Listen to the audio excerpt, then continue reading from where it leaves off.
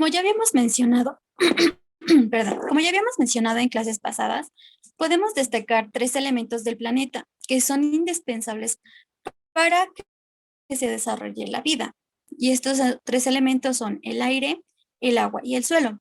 Dos de ellos ya los vimos.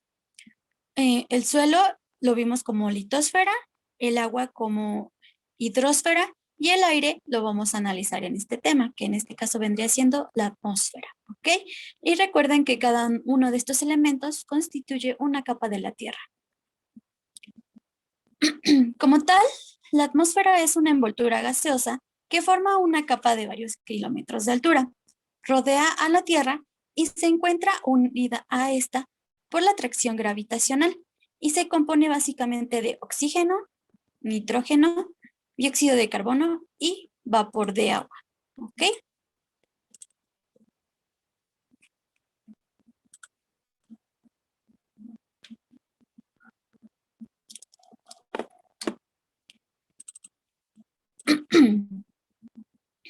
La atmósfera funciona como un escudo o barrera que protege a nuestro planeta de los meteoritos y absorbe parte de la radiación solar ultravioleta, de tal manera que se atenúan las diferencias de la temperatura entre la noche y el día. Como ya les había dicho, bueno, en sí, la composición, concentración de gases, vapor de agua y partículas en suspensión de la atmósfera está determinada por la altura y el lugar. Esta capa de la Tierra tiene propiedades tanto físicas como químicas, ¿ok? Sus propiedades físicas son la transparencia y en este caso la transparencia pues en sí es que no tiene color y el azul que vemos se debe a la descomposición de los rayos solares al atravesar las partículas del aire. Y bueno, ahí en la imagen pueden verlo, ¿no? Cómo se ve una capita y pues se pone una como aureola blanca, pero en sí es transparente. Otra de las propiedades es la diatermancia. Y este no es más que la capacidad de esta capa de dejar pasar la radiación calorífica sin absorberla. Una vez que está en la superficie terrestre, las radiaciones son convertidas y reflejadas en ondas térmicas. Y bueno, ahí también en esa misma imagen se ve esta capacidad que tiene la atmósfera de absorber la radiación calorífica. Otra de sus características es la movilidad y esto significa que esta capa está en constante movimiento debido a los cambios de temperatura, presión y rotación de la Tierra. ¿Le puedes dar clic a la diapositiva, por favor?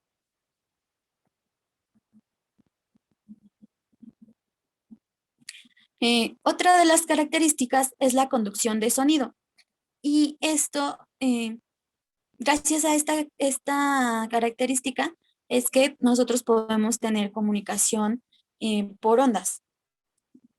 En esta capa el sonido se propaga a una velocidad de 240 metros por segundo. Tenemos también lo que es la compresibilidad y la expansibilidad y estas características nos dicen que la atmósfera aumenta o disminuye su volumen por la acción de la temperatura, lo cual da lugar a cambios de presión ocasionando que se expanda y se contraiga. La siguiente, por favor.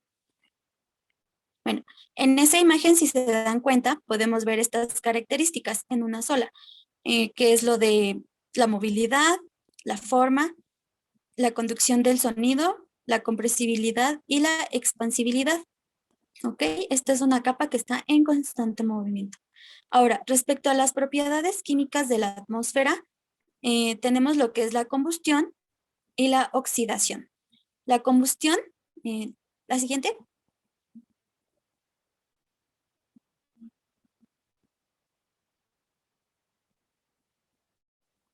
La siguiente, ¿le puedes dar otra vez clic? Ok, ahí tenemos. La combustión es en sí, en la composición de la atmósfera existen gases comburentes que favorecen la combustión, como lo que es el oxígeno y gases combustibles que arden, como podría ser el hidrógeno. También tenemos lo que es la oxidación. ¿Le puedes dar siguiente, por favor? Para que salga la siguiente imagen. Ok, entonces ahí en esa imagen podemos ver lo que es la oxidación. En este caso en la atmósfera, por la presencia del oxígeno, se origina lo que es la oxidación en los metales y en las rocas. Y pues en esta imagen lo podemos apreciar, ¿no? Tenemos ese color característico de la oxidación. En los metales pues se ve como entre rojizo y café. Y lo mismo sucede en las piedras. Si se dan cuenta, en la parte de atrás tienen la misma tonalidad. Bien. Ahora, eso es respecto a la atmósfera. Esta atmósfera está dividida en capas. Podría decirse que son como externas, ¿no? Porque ya vimos anteriormente lo que son las internas. Y bueno, estas capas también tienen ciertas características.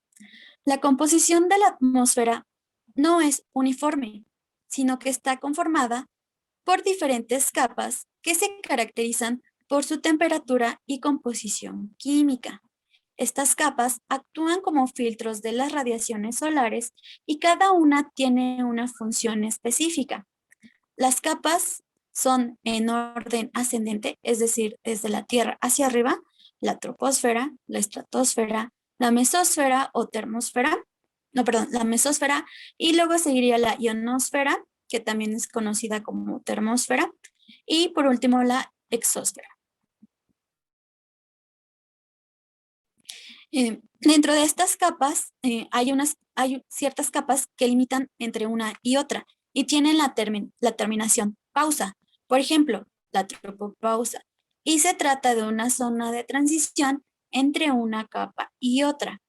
Esta pausa o esta zona contiene elementos de la capa que finaliza y la nueva.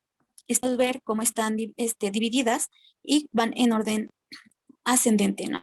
La troposfera. Y bueno, si se dan cuenta, hay por las pequeñas imagencitas que se llegan a ver, dentro de estas capas, pues se realizan ciertas actividades, ¿no? Y bueno, ahorita las vamos a ver más a fondo.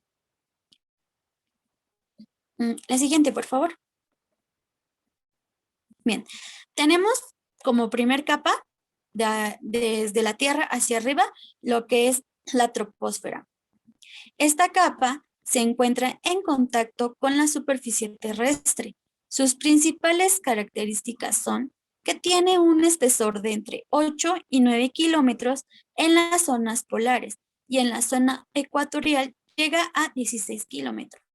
La altura media, pues, si se dan cuenta, como ya lo habíamos mencionado, esta capa que es la atmósfera y sus subcapas no están como distribuidas uniformemente, ¿no? Sino que tiene ciertas variaciones dependiendo de la zona en la que esté. La siguiente, por favor, para que aparezca la siguiente imagen.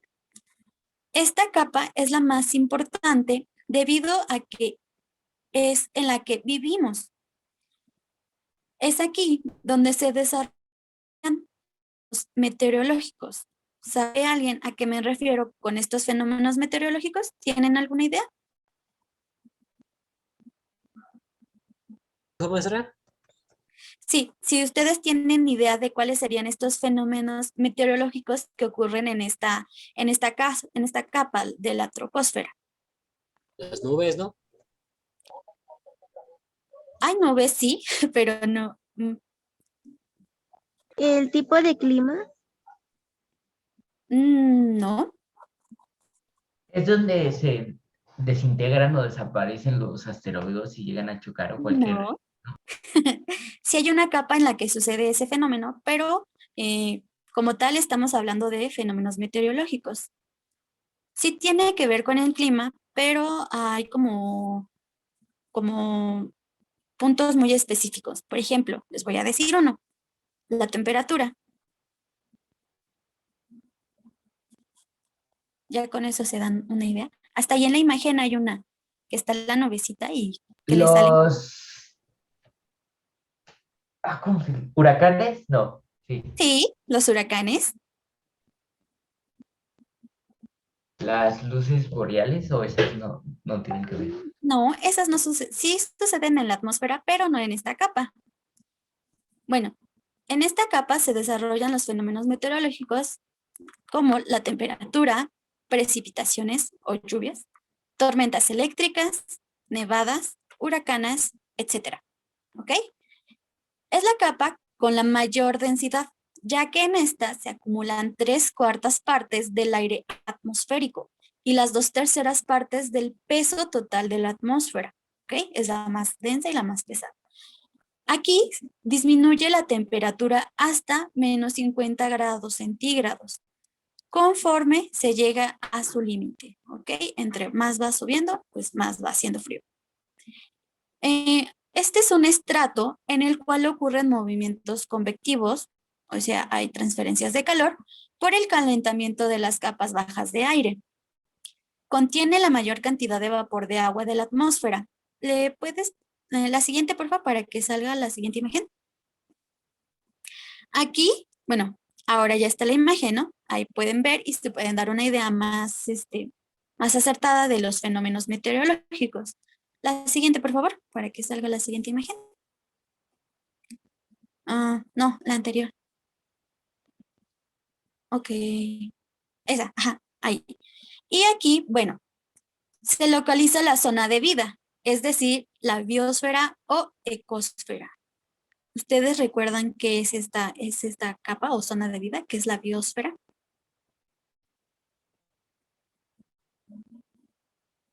Y ya se los había mencionado yo en una clase anterior.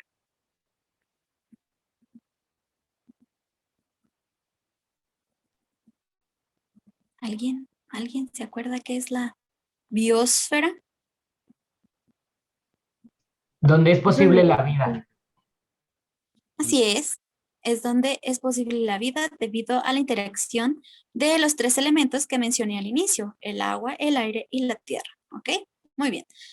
Esta capa va desde los 0 metros hasta los 4 kilómetros de altura. La zona de transición entre la troposfera y el siguiente estrato o capa es la estratosfera. La siguiente, por favor. Y se denomina también tropopausa. Se caracteriza porque el aire está en calma y la temperatura permanece constante. La siguiente, por favor. Ahora sí, ya vámonos a lo que es la estratosfera. Muy bien. Aquí a simple vista y con la imagen, ustedes se pueden dar una idea de qué fenómenos ocurren en esta capa. Esta es la segunda capa después de la troposfera y tiene las siguientes características. Su espesor va hasta los 50 kilómetros. Solo contiene 1/4 parte del aire atmosférico, por lo que es una capa en donde los fenómenos meteorológicos no existen, debido a que no hay vapor de agua.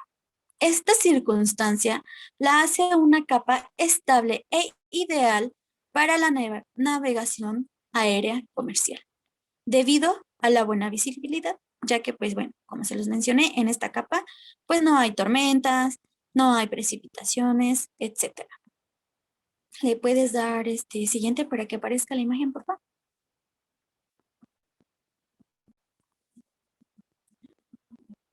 Y pues bueno, ahí podemos ver una imagen donde pues va un avión comercial sobre esta superficie. Y pues, aunque no se ve y pareciera que solo están corriendo las nubes, realmente lo que es el avión sí se está moviendo. ¿Ok? Muy bien. Entonces, en esta capa también la temperatura aumenta. Esto aumenta hasta cerca de 90 grados centígrados a los 25 kilómetros de altura, ya que los rayos ultravioletas transforman el oxígeno en ozono, por lo que se tiene una baja concentración de oxígeno. Y esto da origen a la subcapa conocida como, ¿alguien se da una idea? Les acabo de decir la palabra clave. Capa de ozono. Exacto, o ozonosfera. Entonces, en esta capa se absorbe hasta el 99% de la radiación ultravioleta de alta frecuencia que pueden llegar a ocasionar lo que es conocido como cáncer de piel. Entonces, dentro de esta capa hay otra subcapa, que es la capa de ozono, que pues nos protege de la radiación solar, ¿no? No solo de los rayos ultravioletas, sino de los otros que se generan con la radiación solar. Esta es una capa un tanto estable con escaso movimiento vertical o convectivo. Aquí no hay tanta transferencia de calor. Y movimiento vertical es, por ejemplo, que haya mucho viento o así. En este estrato se encuentra la capa de ozono, como ya se los había mencionado, y tiene la propiedad de absorber los rayos ultravioleta, por lo que se incrementa la temperatura del planeta. Entre la estratosfera y la mesósfera también hay una zona de transición entre esta y la que sigue. O sea, entre esta capa y la que sigue también hay una zona de transición y esta es llamada estratopausa. Recuerden que estas zonas tienen una combinación o están combinadas estas capas, lo que es la estratosfera y la mesósfera. Muy bien, la siguiente, por favor. Bien, ahora, la mesósfera. Ya aquí con la imagen también ya se pueden ir dando una idea de qué fenómenos ocurren dentro de esta capa. Este estrato se ubica entre los 85 y 120 kilómetros de altura y sus características son que tiene muy baja densidad. Sin embargo, en esta capa puede llegar a desintegrarse la mayoría de meteoritos que penetran las capas más altas de la atmósfera. Su temperatura es muy baja. ¿Le puedes dar siguiente, por favor, para que aparezca la imagen? Muy bien, bueno, ahí en la imagen anterior se veía cómo iba un meteorito hacia la atmósfera y se ve cómo se va desintegrando. ¿Puedes darle anterior para que se vea la imagen, por favor?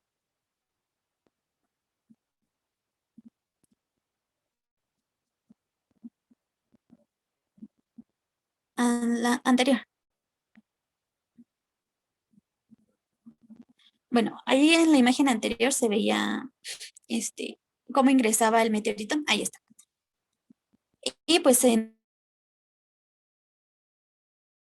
desintegra, ¿no? Lo que vendría siendo el meteorito. Su temperatura es muy baja, pues en la parte más alta llega hasta los menos 110 grados centígrados. Solo contiene el 0.1% de aire atmosférico, por lo que prácticamente desaparece el vapor de agua y el ozono. La temperatura cae hasta los menos 80 grados centígrados. En esta capa se llevan a cabo numerosas reacciones químicas y transformaciones energéticas. Y bueno, en esta también se forman lo que son las nubes noctilucentes, que son muy tenues y solo se pueden observar en las regiones polares por el atardecer. Estas no son lo que vendrían siendo las auroras boreales. ¿Puedes darle siguiente, por favor, para que aparezca la imagen?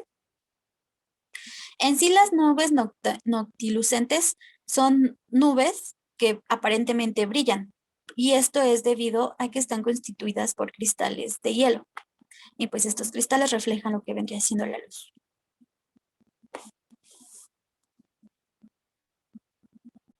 Muy bien. La siguiente, por favor, para que aparezca la imagen. Y bueno, en la siguiente imagen podemos ver reflejado este fenómeno, que son las nubes noctilucentes. A partir de lo que es la mesósfera, la composición química de la atmósfera cambia. A esta zona de transición entre lo que es la mesósfera y la ionosfera se le llama mesopausa. Muy bien, la siguiente, por favor. Ahora, la siguiente capa es la ionosfera, o también conocida como termósfera. Ya aquí con esta imagen y la siguiente imagen, por favor, se pueden dar cuenta también de qué fenómenos ocurren aquí. ¿Ok? Esta capa también es llamada termósfera y sus características son que tiene una densidad de hasta 800 kilómetros.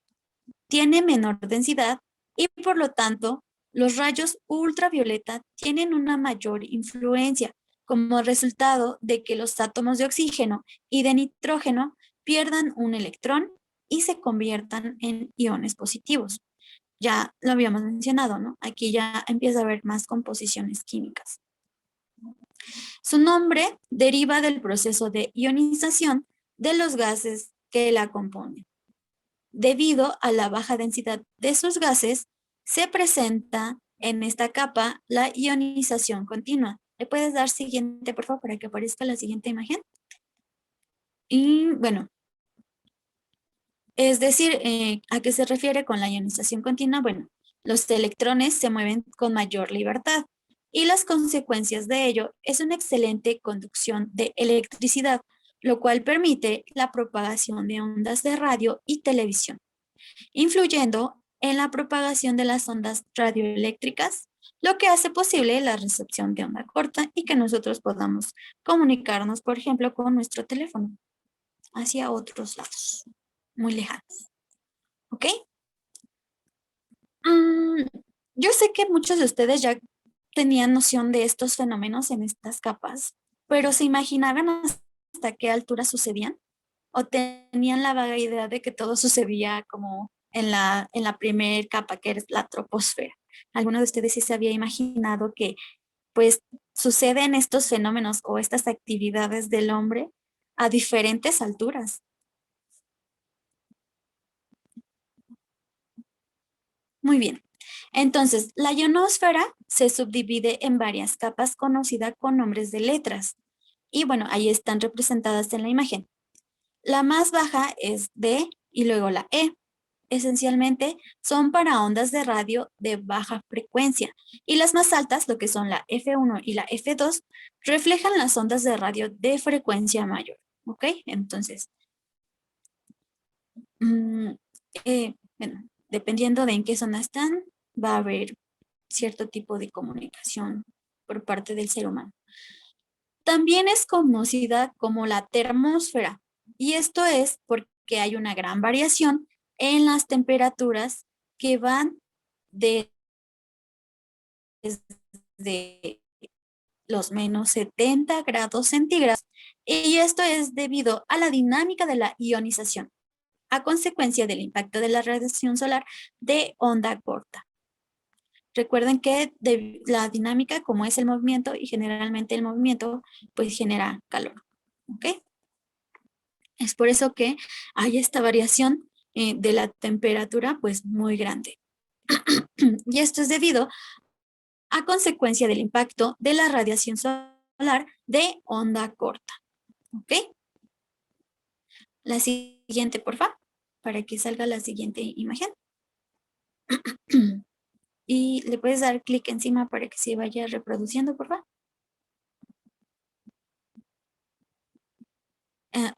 Si puedes darle clic encima, encima de la imagen.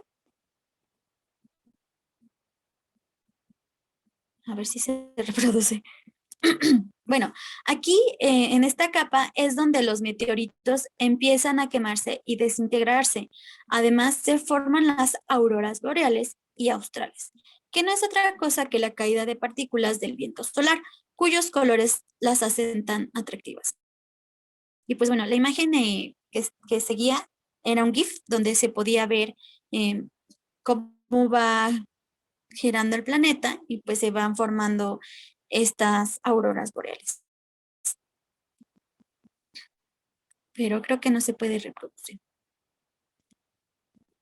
Bueno, en sí creo que ese fenómeno muchos lo conocemos.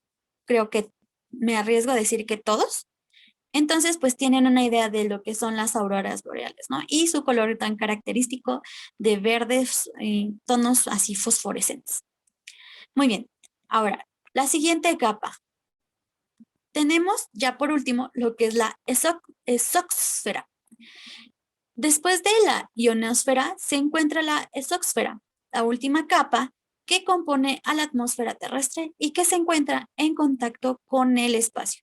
Si se dan cuenta, y si fueron observadores, estas capas fueron como de lo más clarito hasta lo más oscuro.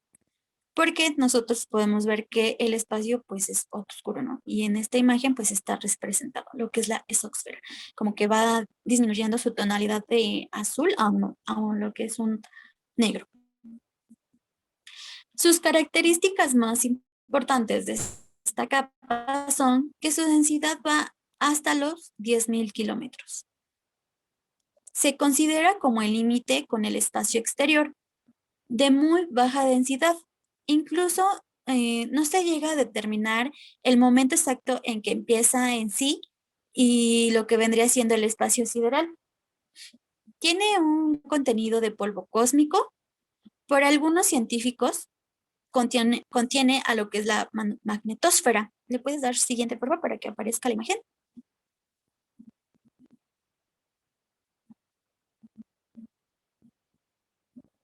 A la anterior, porfis, porque ya esa es una siguiente. Esa, sí, ahí está.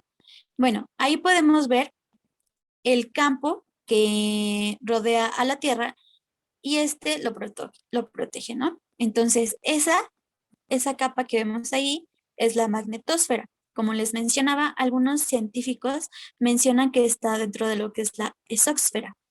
Y esta forma, lo que es la magnetosfera, forma una especie de paraguas gigantesco o un escudo que protege al planeta de las radiaciones del viento solar, filtrando las fulguraciones electromagnéticas.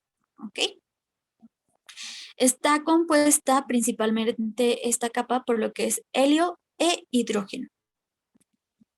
El aire está tan enrarecido que una partícula puede recorrer 100 kilómetros sin entrar en contacto con otras. ¿Ok?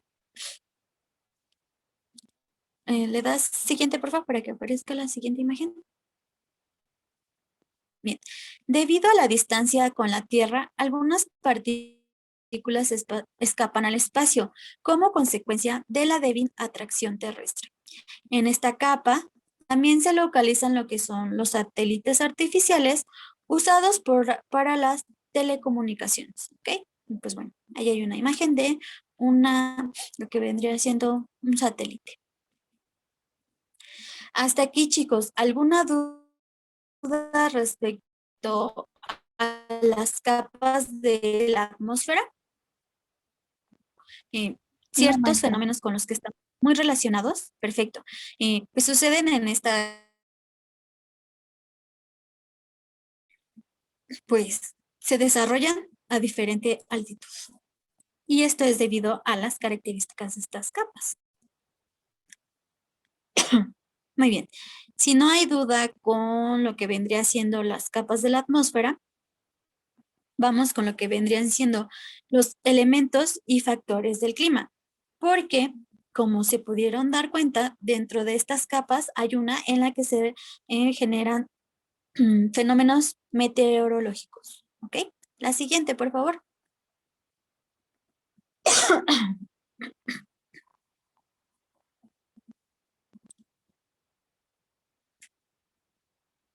Muy bien. Elementos y factores del clima. Es frecuente escuchar en la radio o en el televisor frases como el clima de hoy se presenta lluvioso y fresco por la presencia del frente frío en el norte del país. No olvide su paraguas y salga bien abrigado. Creo que todos estamos familiarizados con ese tipo de frases, ¿no? O inclusive decir a la gente, no, pues es que hoy el clima está muy feo o hoy amaneció muy bonito, ¿no? Y aunque la palabra clima se utiliza en ocasiones como sinónimo de estado del tiempo, tienen significados diferentes, ¿ok? Entonces, las condiciones atmosféricas de un lugar se estudian desde dos perspectivas que implican periodos diferentes. Una, por medio del estado del tiempo, que se define como la suma del comportamiento de los elementos de la atmósfera en un momento determinado. Y la segunda, a partir del clima, el cual es el promedio de los estados del tiempo en un periodo de 10 años o más. ¿Ok? Entonces, tenemos que el estado del tiempo es la suma de componentes en un momento determinado. Esto puede ser días u horas. Y el segundo, que ya es el clima como tal, también es un promedio de los estados del tiempo, ¿ok? Pero aquí la diferencia es que se toma este promedio en un tiempo muy largo, 10 años como mínimo y he visto que 70 años como máximo. El estado del clima, no, perdón, el estado del tiempo puede variar de una hora a otra o de un día a otro, mientras que el clima cambia después de decenas de años, aunque ambos están relacionados con elementos y factores específicos. Los elementos que reflejan las condiciones atmosféricas de un lugar son variables y cambiantes. ¿Se dan cuenta? Siempre esto como que no tiene como algo muy fijo, ¿no? Siempre está en constante movimiento y siempre hay variables que van, su nombre lo dice, ¿no? A variar. Tanto el tiempo atmosférico como el clima son el resultado de la interacción de componentes atmosféricos, como podría ser la temperatura, la precipitación, la humedad, etc. De estos, los dos que se toman como base para determinar los tipos de climas son la temperatura y la precipitación. Los elementos del clima son aquellos que determinan en gran medida el comportamiento e influencia de la atmósfera sobre las condiciones climáticas. Estos además son modificadores del mismo clima, ¿ok? Y pues bueno, ahí en la imagen podemos ver cómo está nuestro planetita y pues vemos nubes que tienen gotitas o que tienen rayos o hay un sol que está tapado. Entonces, si se dan cuenta, pues en este caso está hablando de lo que vendría siendo el tiempo atmosférico, ¿ok? Entonces, la siguiente, por favor.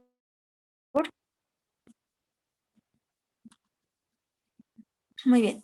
Ahora, entremos con lo que son elementos, porque recuerden que tenemos elementos y factores. Entonces, los elementos del clima. Estos son los fenómenos meteorológicos que le dan las características con las cuales se clasifican. Existen dos tipos de elementos, perdón.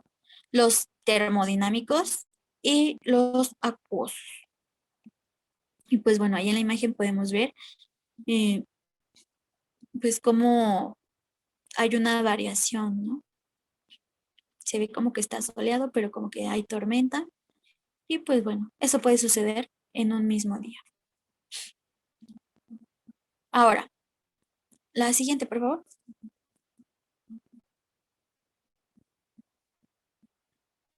Los elementos acuosos. Estos están relacionados, como su nombre lo dice, con el agua. Y son tres. Si le puedes dar clic encima de la imagen para que se reproduzca la anterior, la primerita. Esa. O no sé si se alcanza a ver, creo que era un GIF donde se ve que está lloviendo. Y pues ese es lo que vendría siendo la precipitación. ¿Qué es la precipitación? Bueno, la precipitación es la caída de agua en forma líquida, como lluvia, o sólida, como lo que es el granizo o la nieve. Se mide con lo que es el pluviómetro y se registra con el pluviógrafo. Y esta se mide en milímetros al año. Y esto es debido a que en muchas partes no llueve todo el tiempo.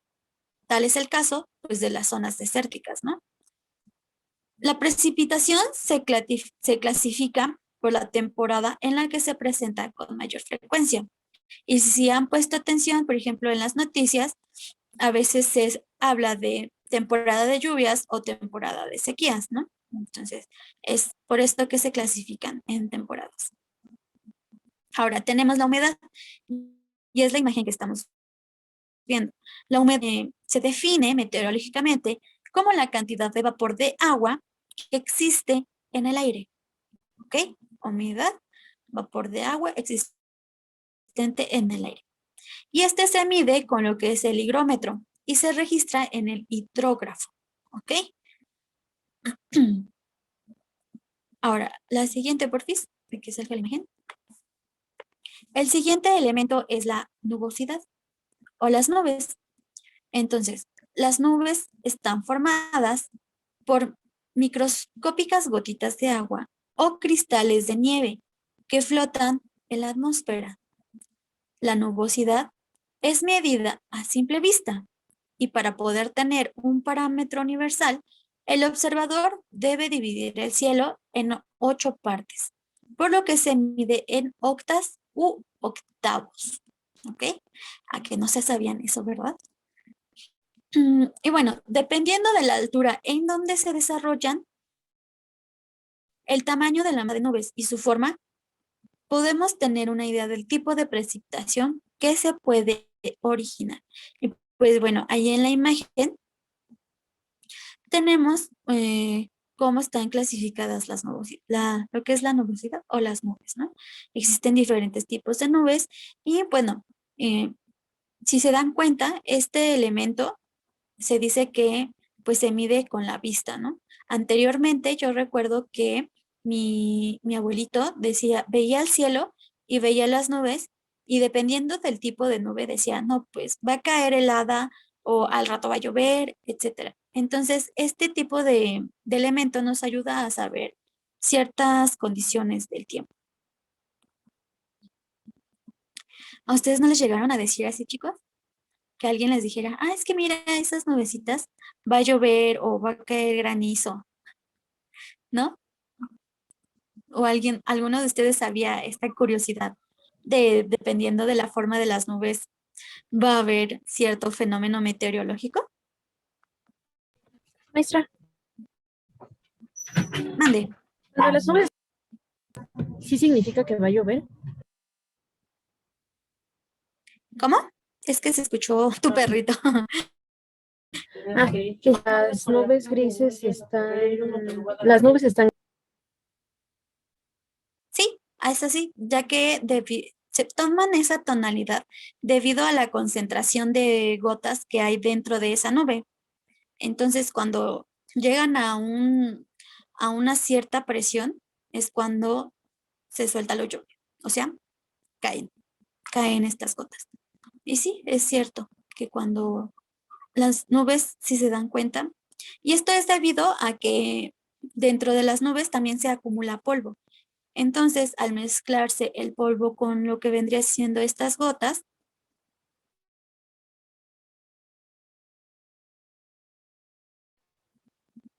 ok, permítanme, creo que tengo algo en el chat.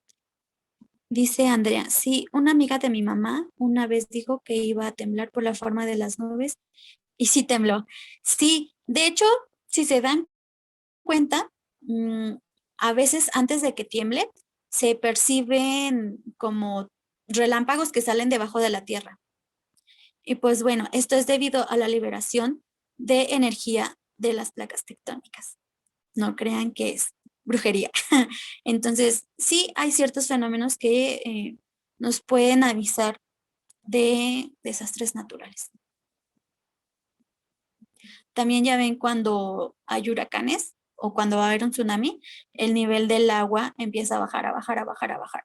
Entonces, cuando está en un cierto punto, ya, por ejemplo, los que están cuidando, ya saben y deben de dar alertas. Bueno, si se dan cuenta, este es un tema muy interesante porque si nosotros fuésemos tan observadores como nuestros antepasados, a lo mejor no nos agarraría después la lluvia sin suéter en la tarde, ¿no? Muy bien. Entonces, ahora, tenemos lo que son los elementos termodinámicos.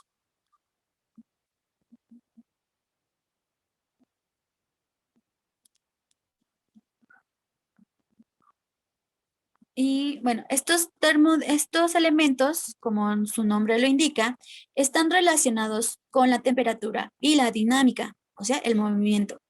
Y son tres. Tenemos lo que es la temperatura, presión atmosférica y vientos. Y yo supongo que ustedes también ya están familiarizados con estos elementos. tenemos la temperatura. Bueno, en la imagen que vieron al principio, estaba el termómetro y estaba midiendo la temperatura de la Tierra, ¿no? Entonces, ¿qué es la temperatura? Bueno, esta está definida desde el punto de vista de la física como que es la cantidad de calor que existe en un cuerpo. Es medida con un instrumento llamado termómetro. Y ese, pues todos lo conocemos, ¿no? Inclusive sus variedades.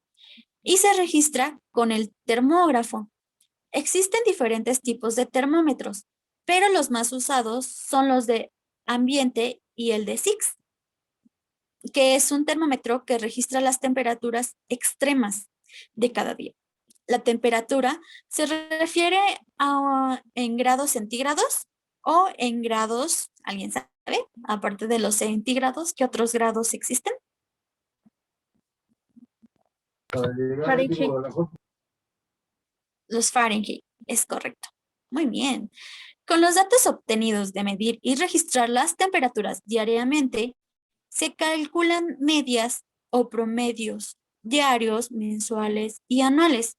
Con ellos se obtienen los regímenes térmicos, que es el primer paso para la clasificación de los climas. ¿Ok? Y bueno, los climas como tal los vamos a ver en la siguiente clase. Ahora, en esta imagen, si ustedes recordarán por ahí en su clase de química, si no me equivoco, ven también lo que es la presión atmosférica. ¿Qué es la presión atmosférica? Bueno, esta se define como el peso del aire sobre la superficie de la Tierra. Se mide con el barómetro y se registra con el barógrafo. La unidad de medida de la presión es el milibar. La presión normal a nivel del mar es de 1013.25 milibares. La aplicación de las leyes de la presión atmosférica es la siguiente. En relación con la altura, a mayor altura, menor presión atmosférica. A menor altura, mayor presión atmosférica.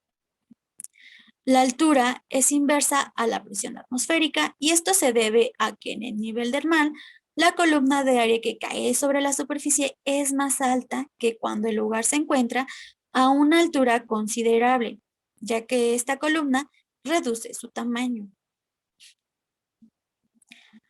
En relación con la temperatura, a mayor temperatura, menor presión atmosférica y a menor temperatura, mayor presión atmosférica. ¿Le puedes dar siguiente, por favor, para que aparezca la imagen? Ok, era la de los vientos. Bueno, la temperatura es inversa a la presión atmosférica y en los lugares donde las temperaturas son altas, el aire caliente es más ligero, por lo que tiende a subir y así disminuir el peso sobre la superficie. En cambio, en los lugares cuya altitud es de consideración, las temperaturas son bajas. La anterior, por favor. El aire frío tiende a bajar, lo cual produce mayor peso sobre el terreno y aumenta la presión. Considerando tanto la temperatura como la altura, al ser inversamente proporcionales, permite que exista un equilibrio entre ambos elementos. ¿Ok? Ahora, el otro elemento es el viento. La anterior, por favor. Y bueno, estamos acostumbrados a decir, hoy hubo un aironazo. ¿Alguien lo ha escuchado? Hoy estuvo muy fuerte el viento. O es que sopló mucho aire hoy. O todo se llenó de tierra porque hubo mucho aire. Yo creo que sí estamos muy familiarizados con este tipo de expresiones, ¿no? Pero la realidad es que siempre hay aire en cualquier lugar. Solo tienes que tapar tu nariz por un corto tiempo para darte cuenta de que te falta el aire. Sin embargo, no estás todo despeinado porque no había viento, ¿ok? Entonces, el aire solo se mueve en sentido vertical de forma ascendente cuando es caliente o descendente cuando es frío. O sea, cuando es aire caliente, sube, y cuando es aire frío, baja. Cuando solamente hay este movimiento vertical del aire y no hay viento, se le conoce como una zona de calma. El viento se presenta cuando el aire se mueve en sentido horizontal, lo que le hace trasladarse o moverse. La velocidad del viento se mide con el anemómetro y la dirección del mismo con la veleta. Y pues bueno, lo hemos visto, ¿no?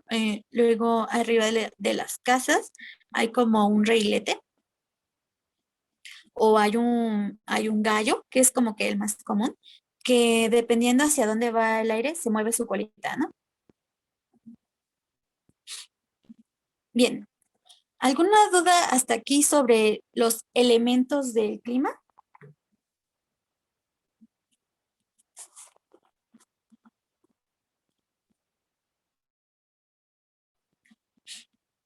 Creo que no, ¿verdad? Perfecto. Muy bien, ahora entonces analizaremos los factores del clima. Y estos son las condiciones físicas del espacio geográfico que modifican los elementos del clima y por ello varían de un lugar a otro y se relacionan con aspectos astronómicos y físicos de un lugar o espacio geográfico en específico. Y estos factores son la latitud, la altitud, la insolación, la vegetación, el relieve, la continentalidad y las corrientes marinas, ¿ok? Entonces, ¿cómo se refiere la altitud en esto que son los factores del clima? Porque anteriormente ya vimos el concepto de latitud y altitud, ¿no? Pero solo lo veíamos como líneas verticales o líneas horizontales, ¿no? Pero ¿cómo se relacionan? Entonces, ¿le puedes dar siguiente, por favor, para que aparezca la imagen? Bien, la latitud, bueno, la siguiente. En sí, esos son los factores del clima, ¿no? Ok, aquí, la latitud. Esta influye en la temperatura, ya que a mayor latitud, menor temperatura y mayor presión atmosférica. Los vientos circulan de los polos al ecuador y viceversa a consecuencia de la latitud. Entonces, ahí en la imagen podemos ver que en los polos, pues debido a la latitud, es frío y en el... Ahora, la altitud. ¿Le puedes dar siguiente, por favor? La altitud. Entonces, es lo mismo. ¿Cómo lo relacionamos con lo que es el clima? Ya que pues vemos que, como ya les había mencionado, estos conceptos los vimos solo como líneas imaginarias horizontales o verticales. Entonces, la altitud también influye en la temperatura de la misma manera que la latitud, es decir, a mayor altitud, menor temperatura. De allí que las cumbres de los volcanes más altos estén siempre cubiertos de nieve. Y esto es debido a que, pues bueno, allá arriba hace más frío. Sin embargo, a diferencia de la latitud, la presión es mayor si la altitud es menor. ¿Ok? ¿Le puedes dar siguiente, por favor, para que aparezca la siguiente imagen?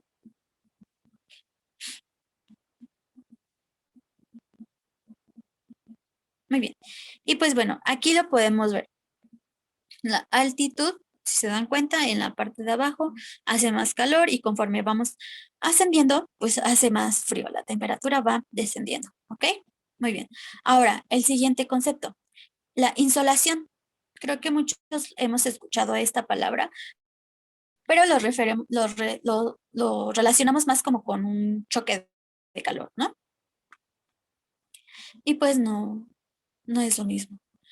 ¿Puedes dar siguiente, por favor, para que aparezca la imagen? ¿Qué es la insolación? Bueno, este es un factor astronómico que tiene que ver con la forma en cómo llegan los rayos solares a cada punto de la Tierra y se relaciona directamente con la latitud del lugar en cuestión. Sobre el ecuador, los rayos solares llegan directamente sin importar la posición del planeta en su movimiento de traslación. Es decir, no varía la incidencia de los mismos por las distintas estaciones del año, por lo que no hay diferencia en las temperaturas y solamente las hay en los fenómenos meteorológicos que se presentan en ellas. En cambio, a las regiones polares llegan los rayos solares más inclinados o tangencialmente, o sea, no los tocan tan directamente. Dependiendo de la posición de la Tierra, tiene dependiendo de la posición de la Tierra, tiene en las estaciones del año. Si se dan cuenta, aunque llega a ser invierno, pues sí hay sol, ¿no? Pero el sol, debido a esta inclinación y a la forma en que llegan los rayos, pues no es tan directa como lo vendría siendo en una zona más cálida como en el Ecuador. Recuerda que el planeta está inclinado en el afelio hacia el sol y para el hemisferio norte hará más calor que para el hemisferio sur. Por ello, mientras en el norte estamos en verano, en el sur están en invierno y viceversa. Esto es lo que marca las zonas térmicas del planeta. Y bueno, lo podemos ver en la imagen que yo les puse. En el centro, el amarillo lo relacionan como más cálido.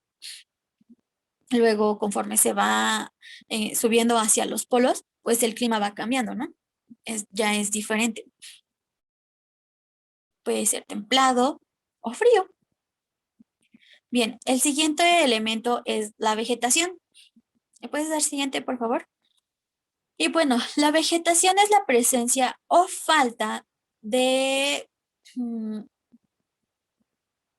perdón. La presencia o falta de vegetación hace que las temperaturas fluctúen, sin importar que se encuentren a la misma latitud dos lugares diferentes. O sea, los climas se presentan distintos desde semisecos o secos hasta boscosos o selváticos, a pesar de que la insolación u otro factor los provea de similares condiciones aparentes. Y esto es debido a que, bueno, lo podemos ver, ¿no? Por ejemplo, aunque lo que es la Ciudad de México y el Estado de México aparentemente no están tan lejos, pues hace más calor en lo que vendría siendo la Ciudad de México porque no hay tanta vegetación que absorba los rayos del sol.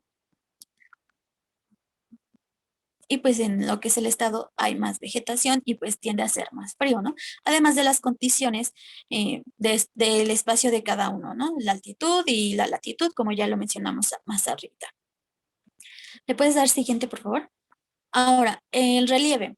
Este factor modifica a los climas mediante la altura o altitud. Por cada 100 metros de ascenso, la temperatura disminuye 1 grado, lo que significa que no es lo mismo vivir en un valle o hacerlo en la parte alta de una montaña, aunque correspondieran ambos por estar en la misma latitud, un clima cálido. El relieve lo modifica hasta llegar a ser frío o polar según sea la altura. ¿Okay? Bueno, ahí podemos ver en la imagen lo que vendría siendo vegetación. Y bueno, en la siguiente imagen, ahorita que se las pongan, van a ver lo que es el relieve, ¿no? Sabemos que el relieve, pues hay zonas muy altas, que son montañas, o zonas muy bajas, que son planicies o mesetas. Y bueno, ahí están los tipos de relieve. Ahora, ¿qué es la continentalidad? Este término se refiere a la lejanía o cercanía de un lugar respecto del mar. ¿Ok? La siguiente imagen, por favor.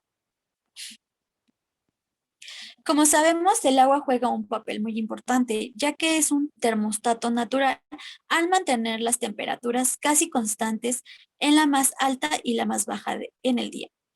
Si el lugar se encuentra cerca del mar, las temperaturas no oscilan tanto como si el espacio se encuentra muy lejos del agua.